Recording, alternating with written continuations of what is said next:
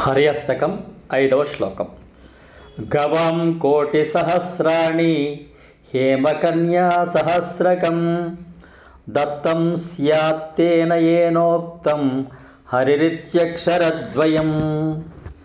లెక్కలేని గోవులను దానమిచ్చిన వానికి ఏ పుణ్యము లభించునో, బంగారు ఆభరణములతో నింపిన వేలాది కన్యలను వివాహముగా దానము చేసిన వానికే పుణ్యఫలము లభించునో అంతటి పుణ్యఫలము హరి అన్నవానికి లభించును.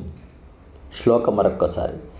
గవాం కోటి సహస్రాణి హేమకన్యా సహస్రకం దత్తం స్యాత్తేన ఏనోక్తం హరిరిత్యక్షరద్వయం.